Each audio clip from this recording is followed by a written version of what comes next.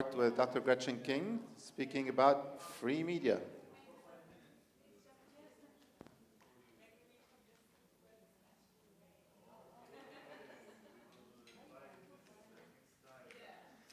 So good morning and welcome. I see about half the audience that we had yesterday afternoon, so congratulations for arriving on time.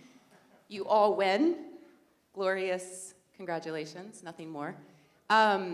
So welcome this morning. The topic for today is free media. I was wondering if anyone could tell me, what do they think is an example of free media? Just shout it out.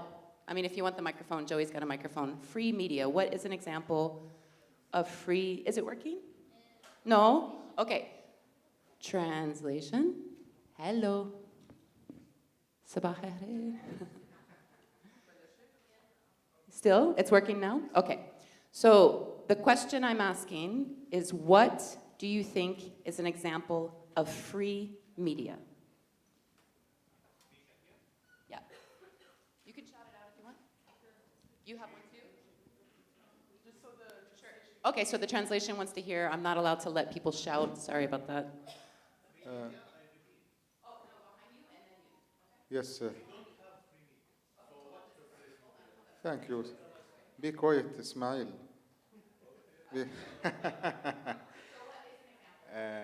وسائل الإعلام الحرة باعتقادي هي الوسائل المتحررة من كل القيود اللي ممكن تتدخل بعملها وبشغلها، من سياسة تحريرية إلى آراء وما إلى ذلك. وإذا حكينا عن هذه القيود فهي بتكون إما قيود من رأس المال، أصحاب مالكي هذه المؤسسات الإعلامية، أو جهات حكومية، أو جهات أيديولوجية، أو تيارات سياسية وما إلى ذلك. كلها بدها تحاول تفرض قوتها وتفرض رأيها على وسائل الإعلام، وبالتالي تخرج الرسالة مشوهة. شكرا. So it sounds like you might share your opinion. So go ahead and give your definition, or I'm hoping for an example, not a definition. So an example of free media. Any free media that you think of, right? Okay, I will speak in Arabic. Hi, Sure. أنا إسماعيل. مثال للميديا الحرة، الإعلام الحر ما في. كل الوكالات العالمية عندها أيديولوجيات، عندها خطط، عندها أهداف. حتى البي بي سي اللي إحنا بنحترمها كتير في الحروب كانت تقف مع منحازة لدولتها، فهي برضو ما كانت تنقل كل الحقيقة، كانت تنقل جزء من الحقيقة وليس. فهو ما في مثال حي شفنا، ولكن في أمثلة قريبة. يعني البي بي سي قريب من الإعلام الحر. فرانس 24 قريب من، لأنه تمويلها مش معتمد على التجار أو رأي حزب عن حزب آخر، بس ما زالت تابعة لدولتها مش لأي شيء تاني. وشكرا. So I think John Pilger would have a lot to say about your conception of the BBC. And there's a really great lecture available online. John Pilger is a famous, originally Australian, based in the UK now, has produced human rights media, predominantly television and documentaries. He's a big activist for Palestine. He wrote a book and has a documentary called Palestine is Still the Issue. He has a critique of BBC's imperialism as a news organization. And there's a great lecture online with him and Julian Assange and one other guy, whose name I forget, about fake news. And he refers to the BBC as the original proponents of fake news. So anyway, it's interesting that you have the example of BBC. Does anybody else want to throw out an example of free media? What about social media? You download free apps all the time. Is that free? What do you think? Sa? Okay. Joey, can you do a room count for me? Quickly? I'll do a room count too. I'm curious how many people are in the room. Nobody's going to get punished. This is not attendance. Go ahead, Joey. Count, count, count. Count. You have an example? Yeah, just count. You have an example? Go ahead and let me have your example while Joey counts. Thank you, Joey. I have a comment. بس تعليق. معظم الناس بتلجأ للسوشيال ميديا مشان تكون هي حرة. حتى الأشخاص الصحفيين الملتزمين مع وسائل إعلام عالمية أو وسائل إعلام معروفة رسميا بيلجأ لعمل صفحة خاصة له على السوشيال ميديا مشان يكون هو حر في لحظة من اللحظات بحب إنه يعبر عن رأيه. بس يعني هذا هو مجرد تعبير. So this is one of the virtues that's talked about with regard to social media, that it's free. You can express yourself freely, but at what cost and at what consequences, right? We might not think, okay, it doesn't cost lira, it doesn't cost dollars, it doesn't cost dinar to be on social media, but perhaps there is a cost, right? About how many hours a day do you spend on platforms, would you say? These kinds of social media platforms. And I include WhatsApp, owned by Facebook, which also owns Instagram. 3 hours, 5 hours, 10 hours? 3, ثلاثة? 3, best? 5, 3, 4, 6? How about 14? Anybody got 14? No? Okay. So we're somewhere between 6 and 3, so let's take the middle. 5, that'll be easy to work with. How many people? 46. Okay, I'm gonna come over here and I'm gonna do a little bit of math. We're gonna take 46 hours, 46 people in the room, times 5, so that we get the total number of hours in the room per day spent on social media platforms. So you can check my math. I'm using a calculator here, 46 times 5. This is per day in the room, right now. 230 hours. How'd you do that so fast? 230 hours per day in the room. Now, if we calculate that times 365 days a year, I'm presuming you don't take breaks from your cell phone. Most people don't go on vacation without their cell phone. Let's multiply this times 365. Can you do that one, Joey? 83,950. Now, if I told you some media theorists think of audience labor as labor, so there's 2 theories out there. There's Berger, who talks about the consumer society and how media is the foundation, at its foundation is capitalism, trying to make money. Even in some countries, you see state media in the business of making money, right? Also, on the other side, we have Smythe, who's a Canadian scholar, who says audiences are actually the product being sold by media. Audiences do work for free, unpaid. So let's just give you all a student wage here at LAU. Some students can make upwards of $10 per hour. And let's multiply those hours spent per year times $10 an hour. Okay, it's a fair, okay wage. $10 an hour. We're gonna get close to $1 million, right? 839,000 plus. That's enough for healthcare for everybody, probably for a lifetime, right? That's how much free labor you give to social media platforms. How can we also consider it free labor? What are they collecting from you that they're selling? Data. Lots of data. There's a great website called Panda Security. They have a post called The 98 Creepy Things Facebook Knows About You. I put that up in my class. It's such a long list, you have to put it in like 5-point font just to get it all on the screen so that students can see the creepy things that Facebook knows about you. And if Facebook knows it, Instagram knows it. And if Instagram knows it, WhatsApp knows it, right? All of these platforms are collecting data, and data has been called the new oil. And what's worse is capitalism is an exploitative system. It puts profits before people. And this advertisement from the 1960s, Berger calls a perfect example of capitalism in the media. Why? What do you see in this ad? This is St. Venice Square. What do you see? You see people, right? And then what are these little things here? This square is famous for pigeons. So they took seed, bird seed. Birds want to eat. And they sprinkled them on the ground in the term Coca-Cola, just so that the pigeons could come to the square, flock, fill their hunger, and pose for a photograph that they didn't even know about. These pigeons don't drink Coke. They don't support Coke. They're not a symbol for Coca-Cola. They're there for the birdseed. I'm suggesting social media is similarly exploiting us.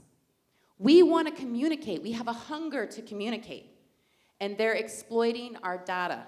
Most of us without our knowledge. Do you know the 98 creepy things Facebook knows about you? Perhaps go look at that website, Panda Security, if you want to know.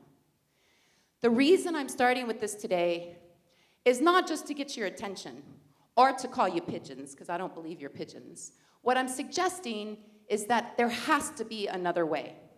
We cannot continue creating media systems for profit. Because ultimately, as I mentioned, capitalism seeks to put profits before people, and it always has. That's why Marx said we have to have another system. Whether you believe Marx or not, or you believe that that system is broken or not, there has to be another system to capitalism. And so I'm going to show you several examples of media today that put other things, participation, community engagement, education, human rights, democracy, before profits in the production of media. Okay? So hopefully we've gotten everybody in the room. We can start to talk about free media, because this is the exploitative media. So we're moving on. So this is the presentation for today. We'll be defining free media, talking about the challenges of free media, and talking about the opportunities of free media. I'll show you a few clips, and then we'll come back to the discussion at the end of, can there truly be a free media? So why talk about free media at a media literacy event? Because at its core, these spaces are often learning spaces. And so I believe truly that the ethos of free media is media literacy. Media can't be free if it's a hierarchical structure of knowledge where only people at the top know the inner workings of management or the technology or the practice or the production, or journalism is a profession and it's kept from people or whatever, right? Knowledge has to be shared. These kind of collaborative learning environments are at the core of free media sites. I have here 2 photos of my children. This is Yafa building a transmitter with her friend Gabby. She's 8 years old, she's 7. This is a functional, working radio. I think it's important to understand the infrastructure of media, in addition to the production aspects, the policy aspects, which we'll talk about today. It's also important to know old technology. How many kids today know how to play a record? How many of you know how to play a record? Very good. This is my other daughter, Saja, playing for the first time her record, and I can't believe I got the photo of her excitement of what it sounded like when it blasted through the speakers, right? But that's fun. They have fun. Kids have fun with technology. And in community media spaces, they can have fun like this. How many kids can walk into BBC, for example, and play a record or build a transmitter, right? But in community media spaces, they can. They're inside of a CKUT, the radio station that we all do a show at often in the summer, Yafa, Saja, and I. So free media, the term in and itself, comes from the French. And in the scholarship, there's lots of different words for the exact same thing. Scholars are really good for that, calling the same thing different ways. But there's all sorts of precisions, all sorts of different ways of talking about things. And so you see you have a long history and tradition of different ways of describing generally the same thing, free media. This logo is from the World Forum of Free Media, which is an effort to gather free media internationally and build a social movement, a space for activism, a space for advocacy. It's rooted in the World Social Forum processes, so the WSF, which has been around since 2001. If you have any questions about these things, please just raise your hand, because I'm going to run through this so we can get to the discussion, also because we started a little bit late today, okay?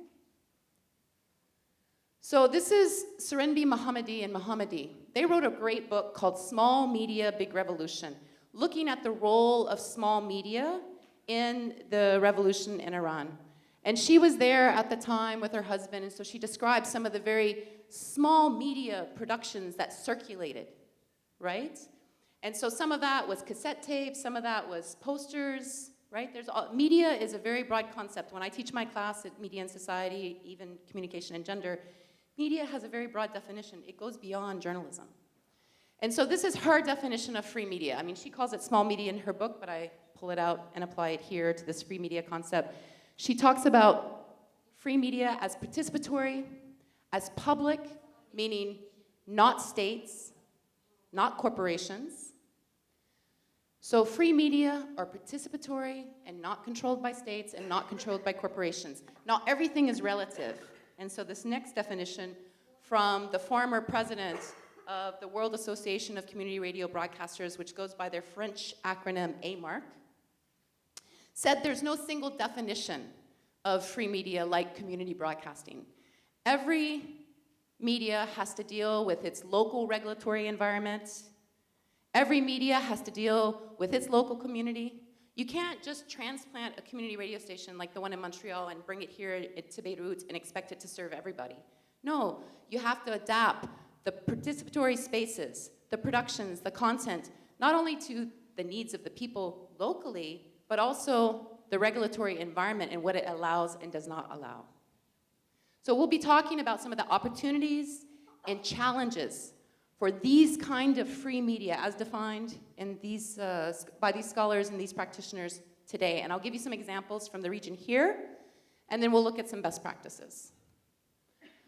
So of course, I had talked about Radio Balad yesterday. I wanted to show you a clip of some of the producers who started working at Radio Balad because they saw that there was a need to fill a void in the Jordanian media landscape, particularly that there was no local media in the Jordan Valley. This is an area of deep need when it comes to media. There's very important issues. Some of them are economic, some are social, some are environmental. And so two young women pitched a news show to Radio Balad saying, we want to do this. And Radio Balad, when it first started broadcasting, it was actually broadcasting from Palestine into Jordan because radio crosses borders. It goes through prison walls. It can come through these walls here, right? And so the station, Radio Balad, when it first started broadcasting, it was broadcasting on the internet only and then sending files to radio stations in Palestine who then would air it, and because of the proximity, people in Amman could hear it. Now later on, by 2006, I believe, they got their license to broadcast in Jordan properly, and so they do now and have been since on the FM dial. But I'll play a short video for you just so you can get a sense of the kind of content that they produce and the people who work there.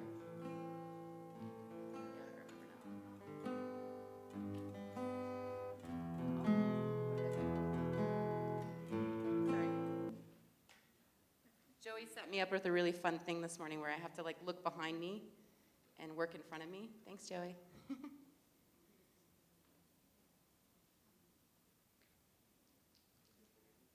There we go.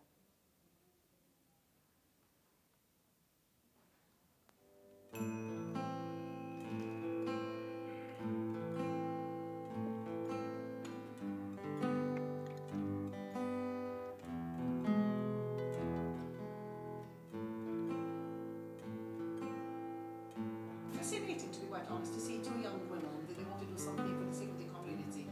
It's really very hard to live within such a community like the Jordan Valley because it's a male dominated society, very conservative.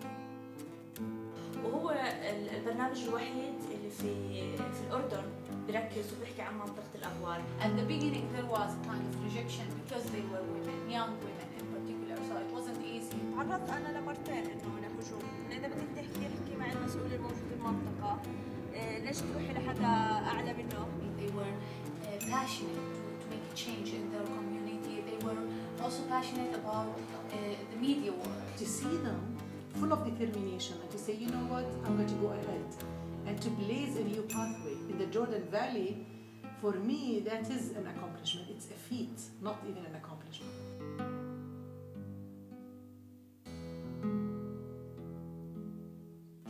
So this is a documentary film. This is just the trailer, and the full film is available online.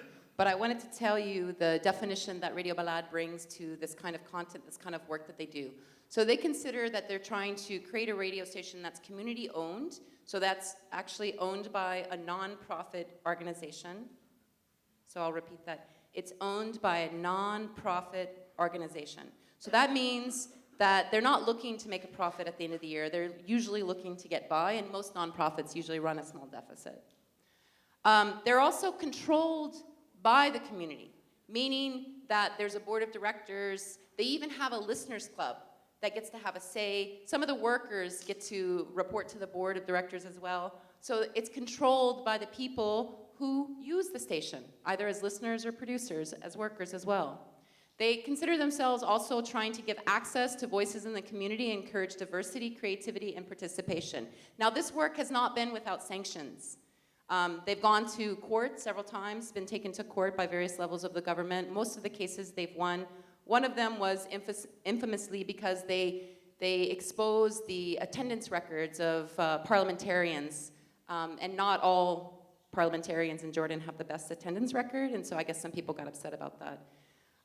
But like I said, they were able to do as much as they can within the constraints that they have, and I'll get to that in a bit.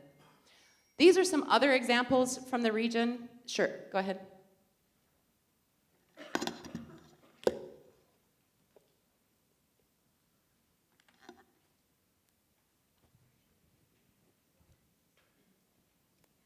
نعم أنا بدي بس أحكي عن شوي عن راديو البلد. أنا اشتغلت يمكن في راديو البلد سنتين.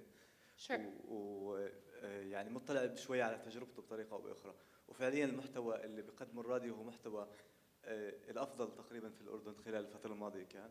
محتوى متنوع بيضمن شمولية المجتمع، بيحكي عن الإعاقة، بيحكي عن المرأة، بيحكي عن المزارعين، عن العمال، عن حتى في برنامج كان لسائقين التاكسي باعتبارهم أكثر الفئات اللي بتسمعوا الراديو في الأردن.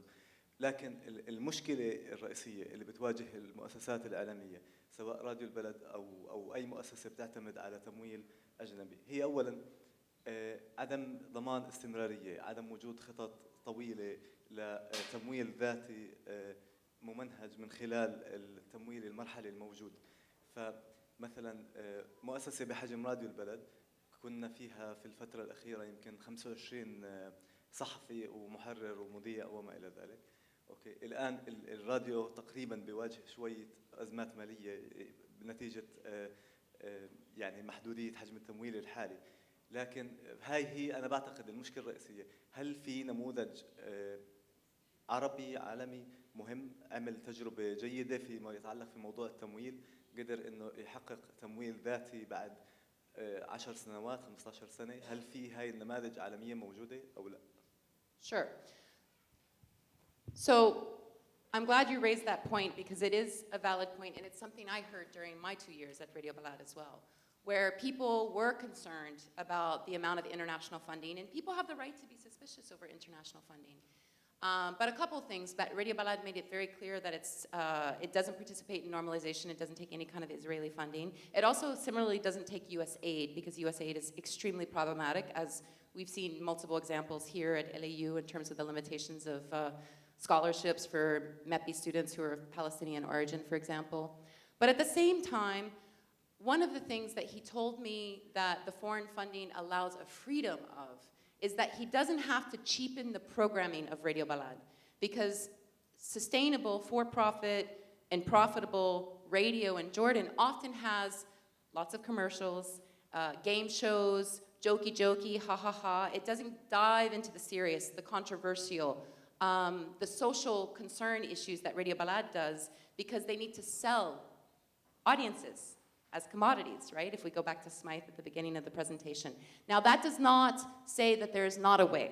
And in fact, I believe Serpan, our Turkish colleague from the department, will be giving a presentation later on about sustainable news models that can be looked at. But I'll just mention that later on in the presentation, I'll speak to one example or a couple examples of best practices.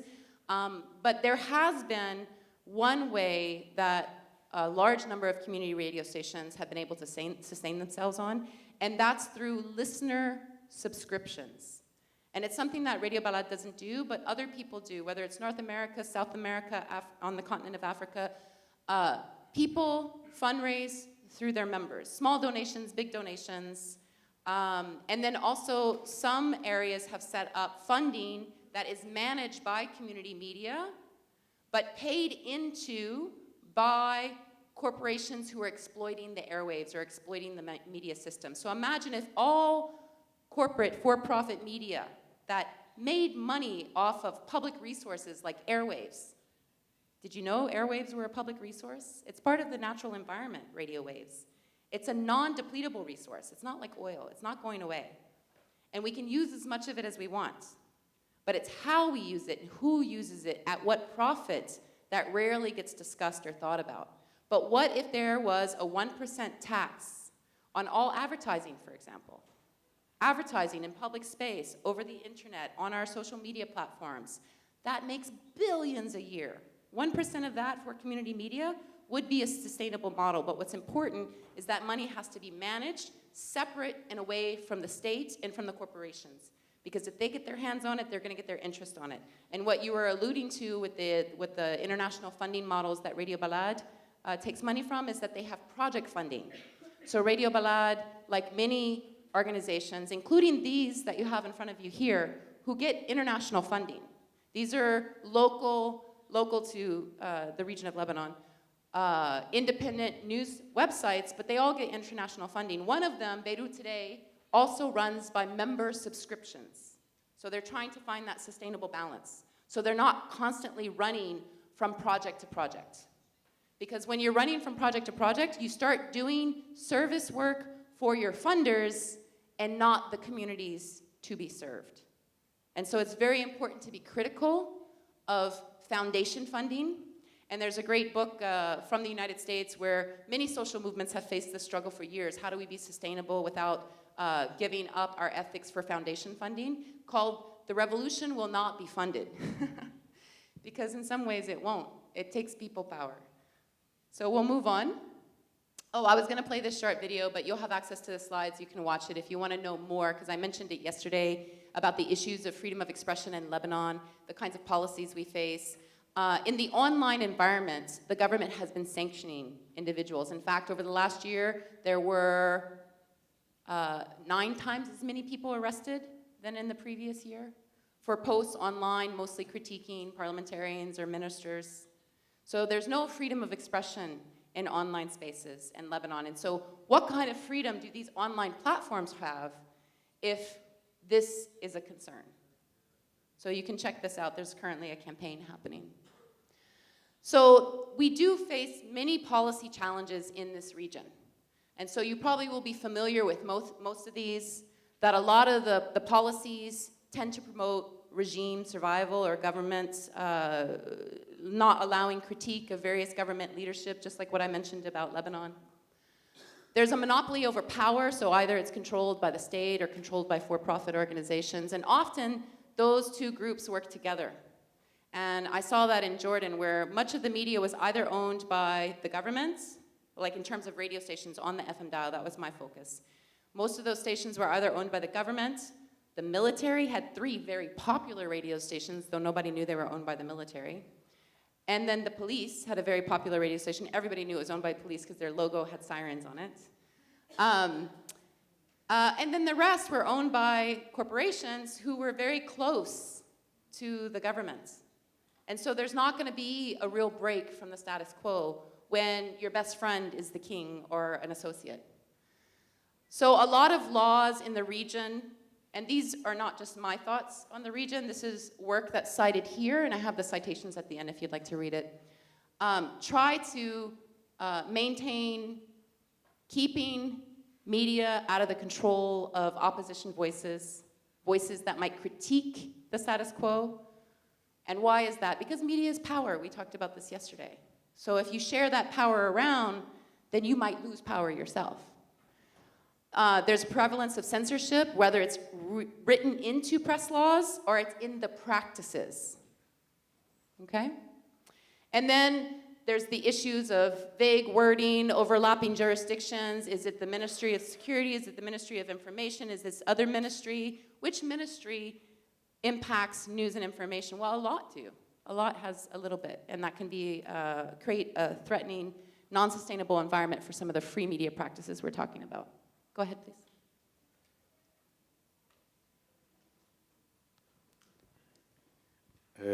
برضو بدي أتكلم عن تجربة راديو البلد. هلا راديو البلد في الأردن غير مشهور، ما له جماهيرية واسعة، وبالتالي في ضعف بالوصول للناس. يعني من بين 100 شخص في الأردن ممكن 1 أو 2 بيعرف إنه في موجود راديو البلد. ليش؟ لأنه المواضيع ما بعرف إذا بقدر أسمي راديو البلد عم بيكون نموذج لحرية الإعلام. 90% من المواضيع اللي بيقدمها راديو البلد هي مواضيع اجتماعية. المواضيع الاجتماعية نوعاً ما متاحة في الأردن إنك تتناولها بالطريقة اللي أنت بدك إياها. الحرية اللي بنشدها العربي أو المواطن الأردني، الحرية اللي لها علاقة في الدولة، بالكلام، بالأمور اللي لها علاقة بالسياسة، بالحكومات. راديو البلد ما بتطرق لها. بالمقابل الإذاعات أو الراديوهات الحكومية أو شبه حكومية أو حتى الأمنية تتكلم بحرية أكبر، أو عندها برامج تتكلم بنقد أكثر عن الحكومات وعن نقد السياسات أكثر من راديو البلد نفسه. فبالنسبة للمواطن العادي اللي ما عنده اطلاع، بيعتبر إنه أو ما بيعرف هذا الراديو تمويل مين أو هذا الراديو تمويل مين. فبالنسبة له الراديو اللي بيتكلم عن السياسة وعن الحكومات ونقد الحكومات هو الذي يملك حرية الإعلام، وراديو البلد اللي ما بتكلم فيها لا يملك حرية الإعلام. وأعتقد هون في إشكالية حتى في الوصول للناس. Okay. Well, I would suggest to take a look at the schedule of Radio Balad, which is available online. You can listen to it online because they did start the first show that was live from the Parliament, broadcasting Parliament live. So that's great. They provided Jordanians unfiltered, uncensored, not only coverage of Parliament, but interviews with parliamentarians who rarely get interviewed in the media. So to suggest that they don't cover politics in Jordan is just wrong, and I would say look at the website and the programming schedule for more information about that. And then in terms of political debates and debates about politics, there's lots of people who specialize in politics at Radio Balad. And I think what's more important, it's not just the normal talking heads, it's like the taxi show that this gentleman mentioned. They also talk about politics. Taxi drivers love talking about politics, everybody knows that. And they have a whole show, and they want more time. They keep asking for more time. I don't know if they ever got more time to talk on the taxi show. But the other thing I would suggest, too, about your statement on the listenership, I did audience research in Jordan, and the listeners of Radio Balad are 100% listening to Radio Balad. I also asked listeners a very interesting question about the first time they heard the radio show. So I'd love to tell you more about that audience research. And I also went to Ipsos, the authoritative audience research institution in the region. They do audience research in Jordan, in Iraq, and Palestine. So I know about their methods, and I know about the methods that I chose and why I chose them. But this presentation is not about Radio Balad audiences. And you're right, they do have a bit of an identity issue and reaching out to new publics and so on and so forth. But I would disagree that they're, not that popular or unheard of. But we can talk about that later. So I want to move on to some of how these regional problems impact specifically in Jordan, and then we'll get to some specific challenges and opportunities in the region when it comes to examples of free media. I know everybody's not excited to talk about policy, but I want to point to 2 authors, Naomi Sakar, and Najar here, have written about media policy in Jordan and its development over time. They've highlighted some of the influences, some of the problems, and some of the limitations. Sakar basically believes that there's a stop-and-go transition. Every time there's a little bit of an advance, there's 3 steps back, maybe a sideways step, but it's not a linear from here to there progress situation in terms of policy development. And you can see that with the new audiovisual media law, which was again revised in 2015. There was initially a 50% surcharge to carry news programming, which meant that actually Radio Balad was one of the few stations licensed to carry news.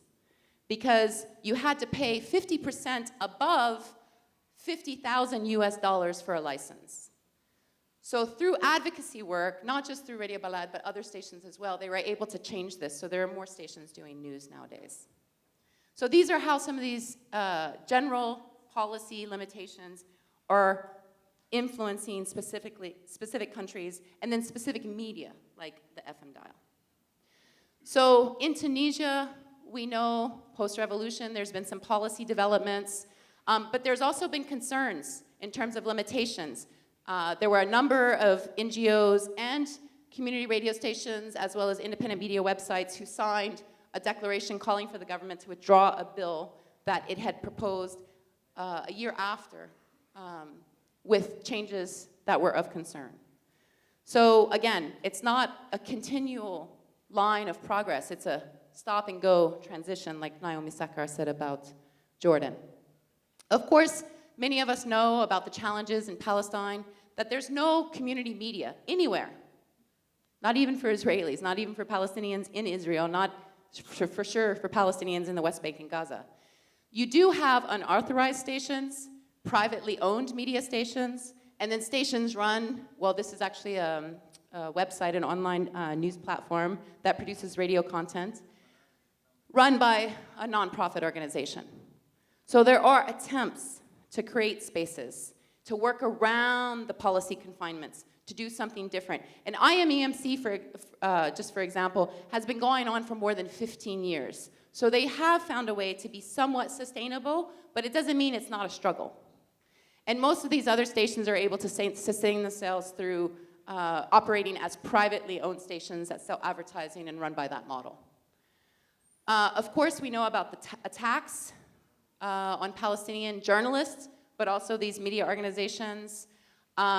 We also, perhaps you don't know this, but it's been known for a couple years now that Facebook approves 98% of the requests to shut down Palestinian accounts or to remove Palestinian posts.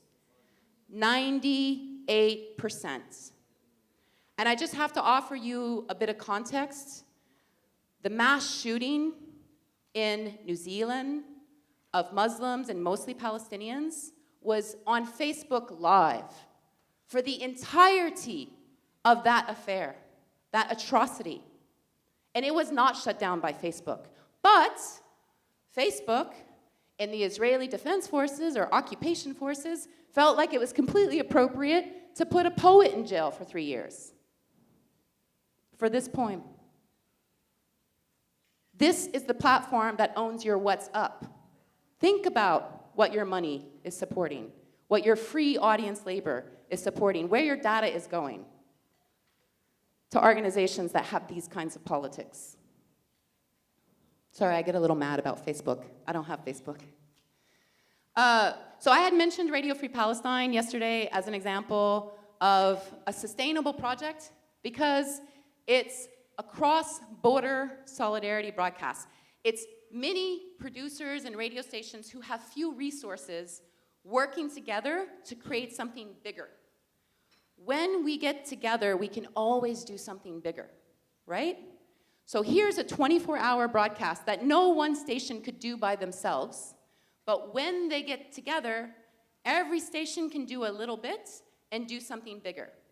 So I want to play you a piece of it because I can't talk about radio without playing some radio.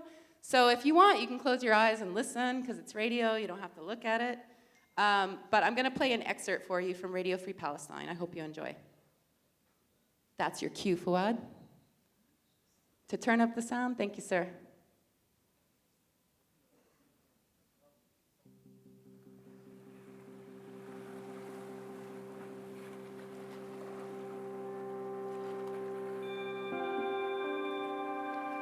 Radio Flug.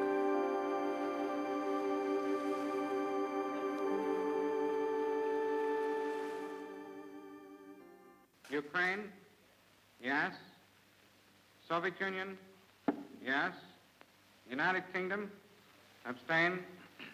United States? Yes. The resolution of the Dutch Committee for Palestine was adopted by 33 votes, 13 against, 10 abstentions.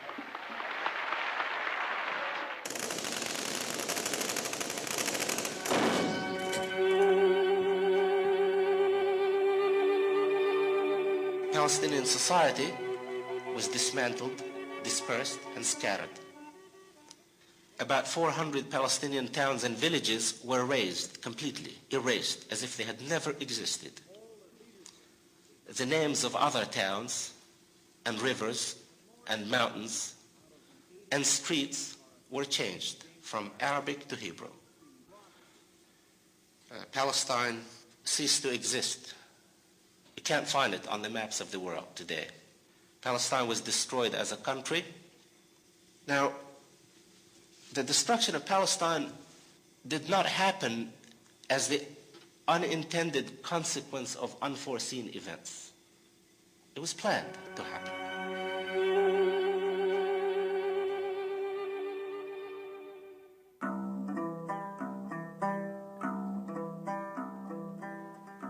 All through the time that I lived in Palestine, first in Jerusalem and then in Jaffa, Tel Aviv, it was all Arab. There were few Jewish colonists. Arabs ran Palestine. Arabs were the officials, the judges, the jailers, the working people, the workers of Arab Palestine.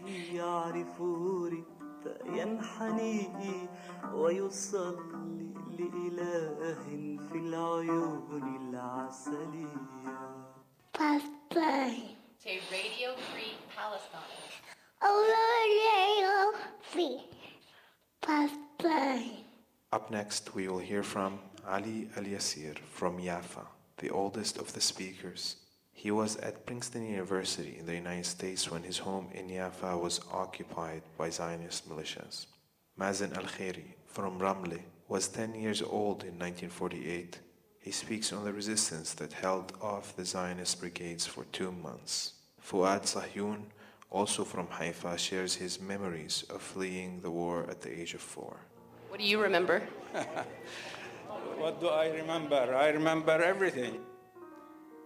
How old were you in 1948? I was just under 10 years old. And what do you remember from 1948? I remember the first attack on Ramle, the town's fighters, and they got some help from the villages around us, and we drove the Israelis back.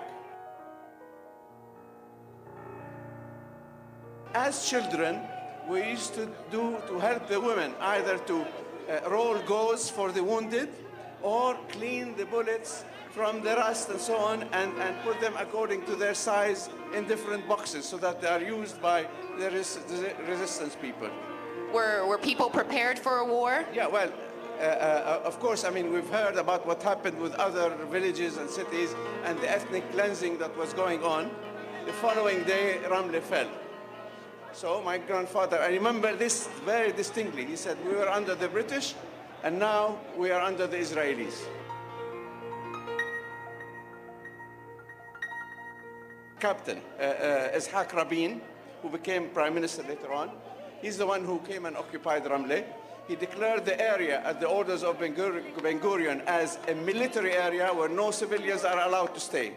So we're all bundled into trucks and buses, okay, with one suitcase per family, taken to the border with Jordan. The Zionists were expecting that our cause will die with time, with my generation, but it will not die.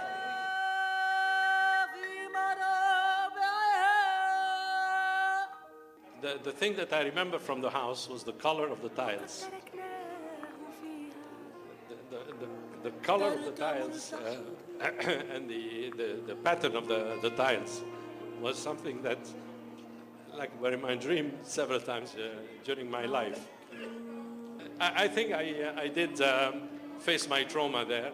The nice surprise was that the name of the streets has not changed, and it is the name of our family. Sahyun Street, still there.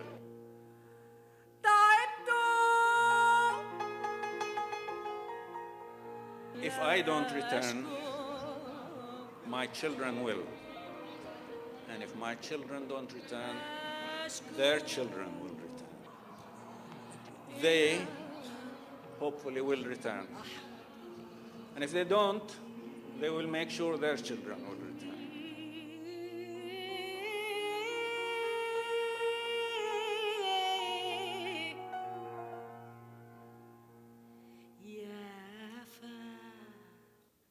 So this, sorry,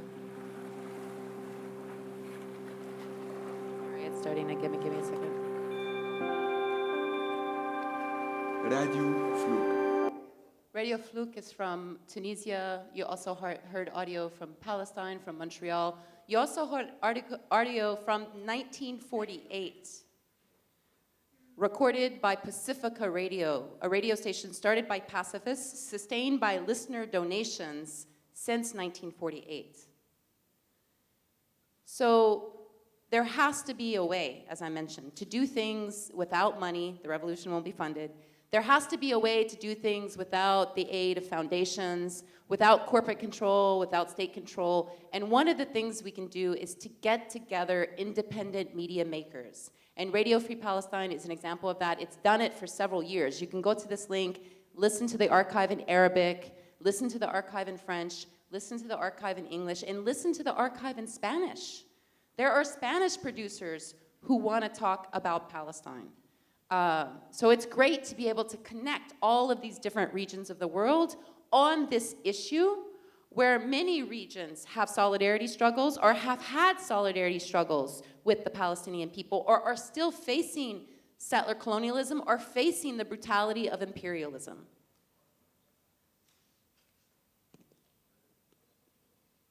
سؤالي على موضوع انت قلتيه هلا حكيتي انه هاي الاذاعات لها فتره طويله معتمده على تبرعات المستمعين.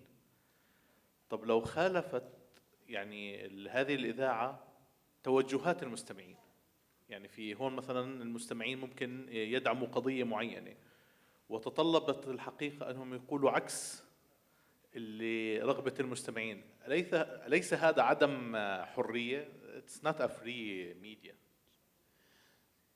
So often community radio spaces are diverse spaces for many voices and many perspectives. So if you have one programmer that upsets a group of audiences, for sure those audiences, if it's truly a community radio space representing a diversity of opinions, those audiences will find their opinions reflected somewhere else on the station. And there's a deep interest of mine to cover controversy in community radio, because it's one of the things that threatens sustainability. Controversies can blow up stations, like implode them from the inside, not physically blow them up, but basically chase everybody away, and can be the end of projects. But also controversy can be ways forward, right? It can be learning moments. It can be the times when people think, oh gosh, we don't have a policy about that. We need a policy, right? So they can be very deep learning moments for the identity and the futures of these stations. So if anybody wants to collaborate on a project around controversies in community media, I'm very interested in this. And I documented controversies at Radio Balad, by the way. Probably yourself, you were there for 2 years, were exposed to some of those controversies. And I wrote about it, and I shared it with members of Radio Balad before writing about it. And of course, you can see my thesis online, or my dissertation online at McGill University, if you'd like to read that. So just to move ahead, I wanted to mention a few other examples, and we'll go through these quickly, and I'm happy to talk about them more, because I wanted to get to this question about can there really be a true free media? But I want to go through, and unfortunately we'll have to do this a bit quickly because we started late, and maybe I went on some tangents, I don't know. I couldn't stop talking about Facebook there for a second. So in Algeria, we all know that the FLN had their own radio station. Frantz Fanon has a wonderful article called This is the Voice of Algeria that describes how colonialism was implemented in Algeria in part through the radio, and how Algerians resisted that by creating their own Voice of Algiers radio station. So have a look at this. You can find the article online in French or in English. It was originally published in 1959. There's opportunities in Algeria. There's a youth-run radio station called Radio Raj. Unfortunately, it's only online. You can check them out. There's also in Morocco, nearby, mostly state-owned media, but, and just to say, there has been private ownership since 2006 in Morocco, but most of it's still state-owned. There are radio stations trying to do something different, but unfortunately they only have licensing for broadcasting online now. They're trying to develop some ethical guidelines, some policies, some editorial charters, so that they can get on air. It seems that the government is quite weary of allowing free radio broadcasting, so they want some policies, they want some ethical guidelines before they offer any kind of licensing. You can check these out. Imsli radio is in Amazigh language, and so that's why it says "Moi voix dans ma langue" at the bottom, so my voice in my language. After many years of not being allowed on radio, this web radio is now broadcasting in the Amazigh language. I promised best practices. We're gonna go to Senegal for a best practice. You see all these little red dots? This is not conflict. These are not economically depressed zones in Senegal. These are community media centers. Community media centers, supported by government funding, controlled independently with a very specific mandate to promote all sorts of wonderful things. You can read this report. This is an example of one of them. So this radio station also has a computer lab where people can access the internet. So in a place like Senegal, where not everybody has internet access, and internet access can be quite expensive, people can go and access for free internet access, but then they don't have to pay for it at home, so it reduces the costs of internet for citizens because they have a center where everybody pays a little bit for access, and therefore everybody has access.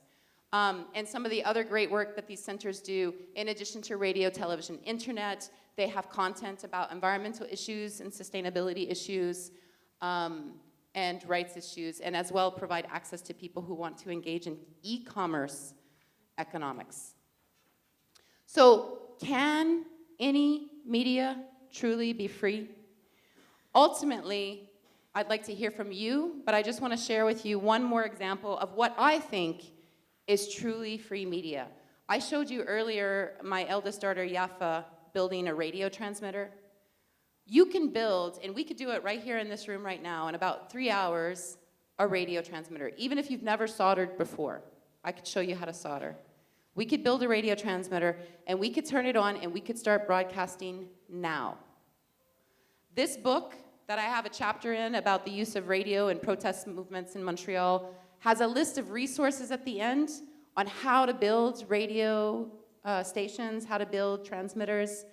It's available for free online. You can read the whole book. And it's about pirate radio in Canada. Pirate in the sense that it's not licensed. And obviously the book embraces the term pirate. You can kind of see the pirate skeletons there enjoying, rocking out to their pirate radio station.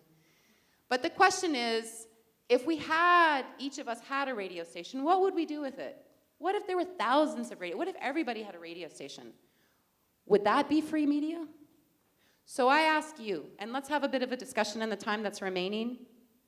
15 minutes, yay. Can there really, truly be any free media? Joey's got the mic. I'm looking to hear from you.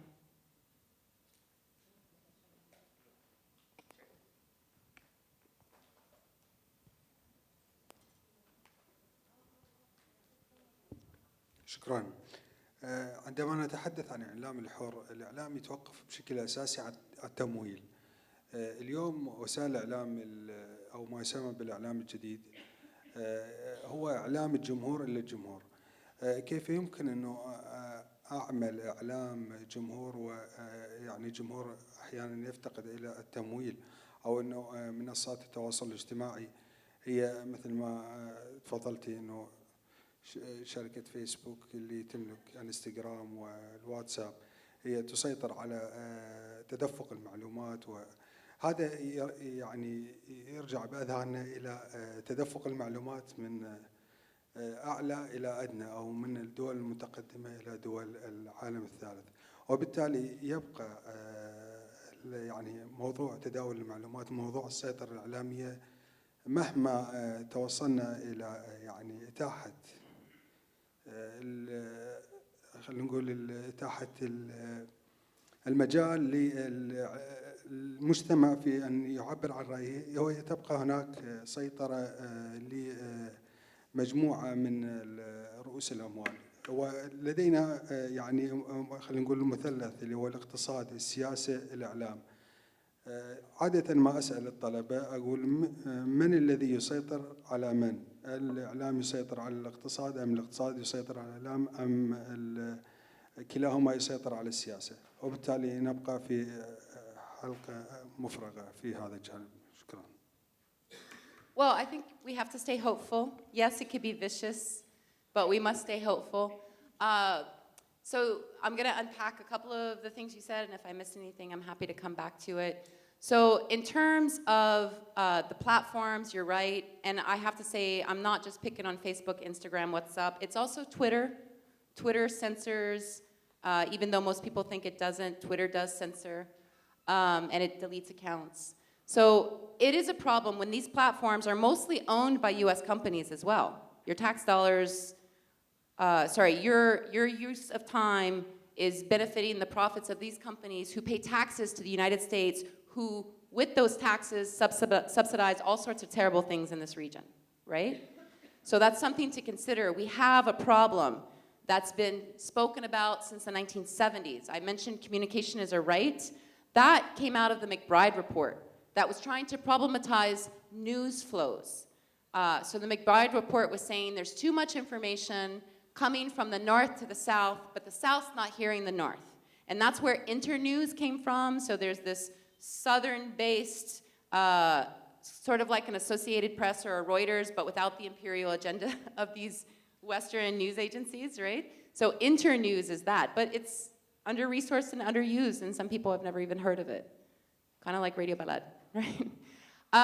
So the point is, this is a problem, and we have to get around it. So now, what is the strategy? I do believe most media activists and independent media makers today embrace a diversity of tactics. They might use Facebook, but they know they could get shut down. They might also use Twitter, but they know they can get shut down. And they also know not everybody's on Facebook or Twitter. So then they also make radio.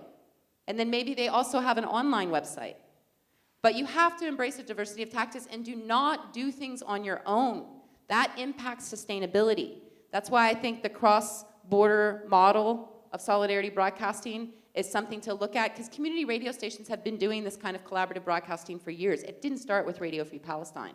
This is just based on something that community radio stations were already doing. You can read this, the article that was linked at the bottom of that slide if you want more information on that. So embrace the diversity of tactics, collaborate, and build sustainability into your funding models as well. Don't just rely on foundation funding. Don't just rely on listener subscriptions. Maybe sell advertising, but look to sell advertising that agrees with your ethics. The community radio station that I work at in Montreal has a model where it does have some advertising, but we refuse certain ads. We will never take an ad from the Canadian Army or the Montreal Police, for example. So have your advertising reflect your ethical practices as well. And disclose everything. That's something that was great about the Radio Balad model in terms of the international funding that they got. Every time they had an international fund supporting their work, they disclose it on their website. We are supported by this, this, and this.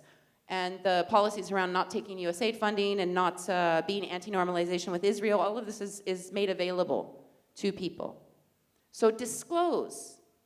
Disclose to your listeners your financial models. Give them opportunities to support you that are accessible.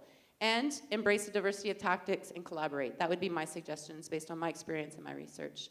Are there other questions or comments about this issue of can there be truly any free media? So right down here in the middle, and then we'll come over here. لما بنحكي دائما او بنناقش قضيه حريه الاعلام دائما بنركز على قضيه انه السلطه السياسيه كجهه رقابيه او الجهات الامنيه، بس في جهه ثانيه برضه بتمارس رقابه اللي هي الرقابه المجتمعيه نفسها. يعني في كثير مثلا في القضايا الحساسه ثقافيا او دينيا او الى اخره، ممكن يكون نقاشها مش مجرم قانونا، ما بيكون في تدخل أمني أو سياسي، لكن بيكون في رقابة مجتمعية عنيفة بتقمع نفسها حرية الوسيلة الإعلامية في إنها تناقش قضايا معينة. نعم، فهي تعليق على المسألة. Yeah. So Radio Free Palestine embraces a diversity of opinions. It does have programming that focuses on the lesbian, gay, bi, transgender community, the LGBT community. It's in the proposal, it's in the information. Every year there's some segments, Queers Against Apartheid, organizations servicing queer Palestinians in Palestine. And it can be an issue sometimes for stations who want to rebroadcast Radio Free Palestine. They're like, oh, but you have this, who's that, what's that about, right? Because it challenges their beliefs or their practices, or it's content that they would never air on their stations. But I have to say, it was a great joy to know that Salt al-Shab here in Lebanon aired LGBT programming at 1 o'clock in the morning from New York. That was an interview with a queer center in Palestine that's been there for 15 years. It's great to make these connections and bring people to places they never thought they would go, listeners, stations, through unity around Palestine. That's an awesome project. And so that's why we have to collaborate. We have so much learning to do as people, as media makers, and when we work together, we can learn a lot. So I appreciate that question. And you're right, it's not just the policies imposed from outside, it's the internal policies. That's why I told you I wanted to study controversy within community radio stations. Sometimes it's the internal policies and practices that can be more restrictive than the state policies. So there was another question here, yeah. صباح الخير. يعني هو إجابة على السؤال. أنا أعتقد إنه اليوم صعب نكون في عندنا إعلام حر في المطلق، يعني ممكن نكون قريبين نوعا ما إلى الحرية، لكن في الوقت الحالي أعتقد إنه السؤال لازم يكون يعني هل يتحمل الإعلام تبعيات أن يكون حرا، خاصة في الوقت الحالي ومع انتشار عدة وسائل. يعني إحنا بنعرف العديد من الوسائل اليوم صارت متاحة أمام الجميع، سواء السوشيال ميديا، اللقاءات الشخصية الوجاهية بالنص مكتوب، ممكن أي شخص يشكل حلقة يكون من خلالها منبر حر للناس اللي حابة تعرف أو تتعلم أكثر. لكن هل إحنا قادرين على تحمل تبعيات هذه الحرية أم لا؟ أنا باعتقادي هذا السؤال يجب أن يكون. So it does affect the sustainability of movements and media makers to have so much fragmentation. And there's a great article by a Palestinian scholar named Helga Tawil Suri. She writes about digital occupation, and she wrote an article called Intifada 3.0. So asking, can we have an intifada because of the internet, basically? And it was very clear, Palestinian activists are experts at using the internet, right? They're one of the biggest populations on the internet or on Facebook per capita, despite all that work that Facebook's doing to shut them down. There's tons of Palestinians on Facebook. But no Palestinian activist believes that it will be Intifada 3.0 on the web only. It has to have an offline component. And fragmentation can be dealt with through collaboration. If we're working together, you can have your platform, you can have your media website, but let's work together, let's build a common front. Let's not work against each other, especially when we have a common goal for the liberation of Palestine. And so she's documented some of this work, and you might be interested in reading her article, Intifada 3.0, which I believe is open access. You can Google it online, or check out her website at NYU. There was one more comment back here. We still have time for other comments, okay? So don't feel like we're running out of time. So 1, 2, and then 3, okay? Maybe we'll start there. Yeah, go ahead. بدي أعلق على تجربة راديو البلد. يعني أنا كأردني بشوف في بعض الإذاعات المحلية، يمكن زملائي سبقوني بالحكي، بشوف بعض الإذاعات المحلية المملوكة للحكومة مباشرة بتحكي بسقف أعلى من سقف راديو البلد. يعني بالأخص إنه كون الراديو التعرض له آني من خلال إنك تركب السيارة وممكن بالصدفة كمان. عندنا بعض الناشطين من دول برا أردنيين كانوا يحكوا بسقف حرية عالي جدا، مشاهداتهم على اللايف بالفيسبوك فاقت مشاهدات الجزيرة والعربية، وبذلك وكمان المحتوى متوفر بأي وقت إنك ترجع له وتقرأ وتحلله. فما بعتقد من السهولة بمكان انه نجزم انه راديو البلد او اي راديو ممكن انه يحقق حريه اعلام كامله 100% في الوسط الاعلامي الاردني اللي احنا بنعيش فيه واحنا جايين منه بالاصل يعني. شكرا. Sure. And part of that is because of policy, but some of that is because of practice and who the owners are of stations, as I mentioned before.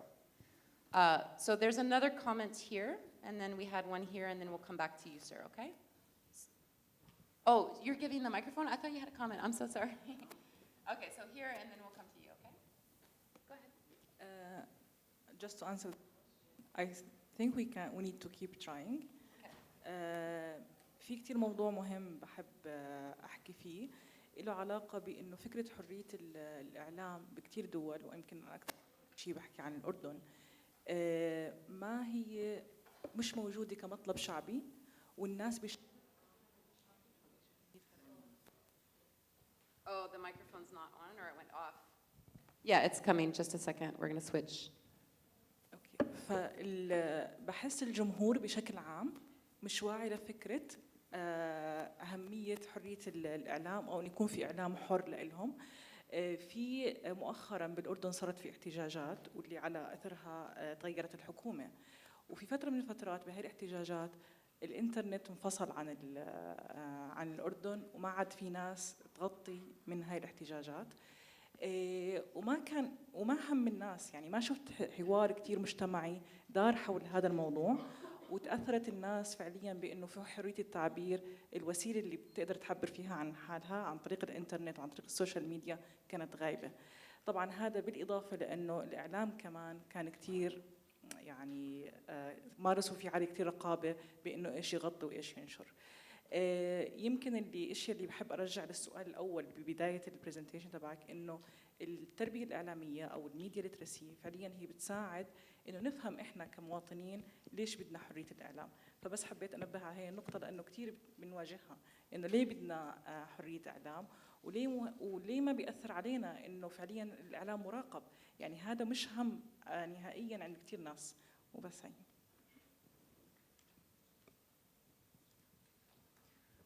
So I feel like I could do a whole nother presentation on this issue of how media content, for example, is impacted by state ownership or private ownership. But I did touch on some of the issues today in terms of maintaining the status quo. So how can you see change that is needed when there's a limit on what can be discussed as potential change? So there's been, for a long time, an interest to discuss change in Jordan, whether it's the political structure, moving to something else, whether it's relations with Israel, doing something different. So where are those discussions happening? And whenever the new law came in with broadcasting and charged a 50% surcharge for a license to broadcast news, only Radio Balad opted in to pay that additional amount through its foundation funding. Now it's changed, I grant it, but these are the ways in which freedom is constricted. And then in terms of your point of citizens not demanding freedom of expression, well, the fact is that they have it, and they have had it. It's enshrined internationally. It's enshrined in the Arab States Human Rights Charter. And if states are good for anything, they should be upholding the rights of citizens, not suppressing them. And so if Jordanians already have a right to free expression, as Lebanese people do, the state has a responsibility to uphold those rights. Otherwise, why is the state there? So, as I mentioned, I could do a whole nother presentation on content, and we're running out of time. There's one more person who would like to speak. Let's get the last comments, and then I'll be here for questions or comments if you want to speak after. I'm sorry, it's just that we have only one more minute left. Maybe we'll do 2 last questions, and I'll respond to them both very quickly, okay? You want to ask yours and then yours? شكرا جزيلا. بديش أطول، بس باعتقادي أنه ممكن لوسائل الإعلام أن تحاول فعلا أن تكون يعني حرة، لأنه يعني على الأرض صدقا التجارب والمحاولات يعني غير ناضجة وغير فاعلة. يعني بجوز كثر الحديث عن موضوع الإذاعات المجتمعية. في الأردن الاتحاد الأوروبي مول مشروع وأسس إذاعات في مختلف مناطق ريفية ومجتمعات محلية. يعني مؤخرا أنا شخصيا اطلعت على دراسة يعني بتحكي عن بعض هاي الإذاعات إنه انحرفت عن الخط اللي يعني وجدت لأجله والأهداف اللي قامت عليها. بعض هاي الإذاعات يعني أصبح محتواها جزء منه ترفيهي وأغاني وإلى آخره. على كل، الآن الإعلام الجديد يعني أثبت جدارته وأثبت إنه فعلا ممكن يحل محل الإذاعة المجتمعية. طبعا إحنا لما نحكي إعلام مجتمع إحنا ما بنقصد إذاعة بس الإذاعة بصفتها وسيلة يعني اتصال جماهيري كما يعني هي معروفة. الآن على الفيسبوك في عندنا مدونين ولهم منصات وبيخاطبوا بمحتوى يعني جذاب يعني أردنيا. أن مثلا الدكتور معنا القطامين بجوز أغلب اللي في القاعة بيعرفوا هذا الدكتور، شخص ببث فيديوهات يعني ذات جودة ومتحرر، إعلام حر ما حدا يعني بيأثر عليه. أنا مدفوع له ولا شكرا. Okay, thank you. Go ahead. بدي بس أرجع لموضوع صوت البلد وحديثك عنه بإعجاب.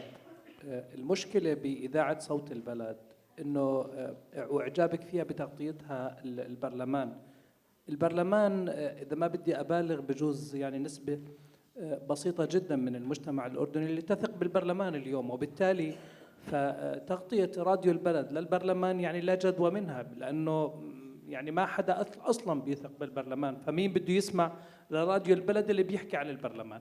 النقطة الثانية والمحور الثاني اللي هو موضوع حديثك عن الإذاعات المملوكة للحكومة. أنا كنت في إذاعة أمن اف ام ومع بداياتها كنا بالفعل يعني بسقف عالي نتحدث في انتقاد الحكومة بشكل علني ومباشر وعلى الهواء من المستمعين، ونأخذ العديد من الآراء ونتطرق لقضايا مجتمعية حساسة جدا. منها كان الحراك ب 2010-2011 كنا بنحكي على الهواء مباشرة مع المعارضة ومع اللي موجودين بالشارع، ومنهم كان الإخوان المسلمين وأخذناهم على الهواء على إذاعة الأمن العام تحكي.